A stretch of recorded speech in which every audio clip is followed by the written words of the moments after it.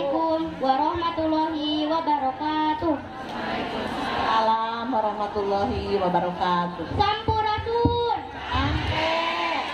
Pangersa Ibu Ai Rokaya MPD, salaku pupuhu ieu sakola anu kusim kuring dipihormat.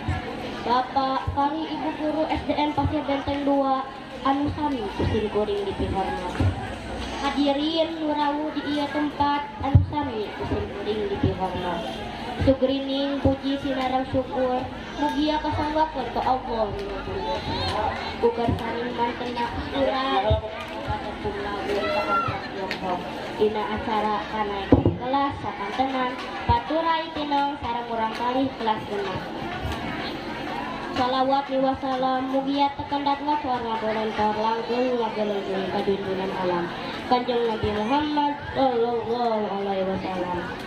Para kurawartina, para sahabatna, sinarang syafaatna, dugi ka urang sadayana anu turut tumut kana ajaran manten. Amin ya rabbal alamin. Hadirin anu rawuh, tim kuring ngadeg di dieu patempatan, ampun parawun. Bade pulang mapatahan ngajai kamari, nanging bade ngadugikeun perkawis anu kalintang pentingna. Ngeunaan pancen bahasa Indonesia, bahasa daerah kali bahasa asing. Ningali kehidupan di zaman kamote karantieu parantos teu biret deui urang kali anu ngawitan diajar nyarita sok diajarkeun ku ibuna nganggo bahasa Indonesia batan ku bahasa Sunda bahasa Indonesia sorangan malihna ibuna sok ngarasa bunga upami urang kalina capetang sasauran ngagunakeun bahasa Inggris eta hal teu tiasa disebat lepat margi eta hal bagian tina proses diajar nyarita ngagunakeun basa. Numutkeun kalungguhanana basa teh mibanda pancen sewang-sewangan. Geura mangga urang titenan sasarengan diantawis basa Indonesia, basa daerah kali basa asing nu mana atuh anu kedah diutamakeun. Dina situasi anu tangtu urang kedah ngutamakeun basa Indonesia. Ari sababna salaku bangsa Indonesia kudu nembungkeun rasa kareueus atawa jati dirina bangsa. Apan dina Sumpah Pemuda ge disebutkeun basa Indonesia mangrupa basa persatuan. Saupama urang campur gaul jeung nuansa daerahna beda, kudu ngagunakeun basa nu papada dipikaharti. Dina situasi anu leuwih formal saperti proses diajar di sakola, bahasa Indonesia oge mibanda pancen salaku bangsa panganten. Anu kadua nyaeta ngamungkule bahasa daerah. Ari basa teh bakal hirup saupama dipake ku panyadurna.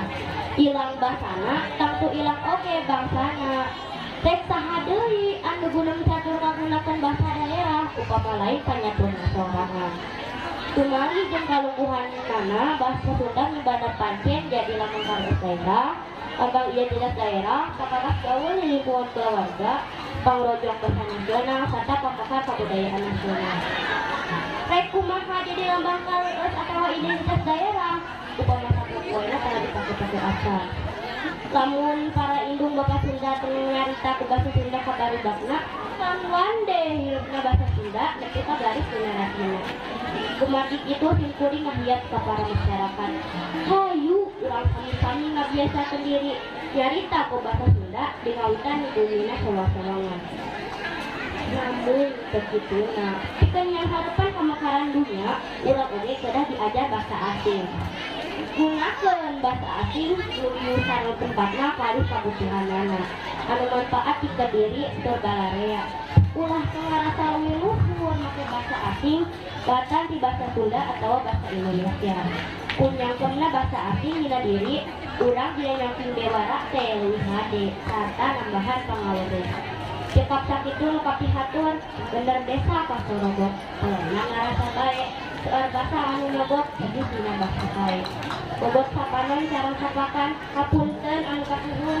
Benar pangampura anu diteda. Wassalamualaikum warahmatullahi wabarakatuh. Alhamdulillah, mencapai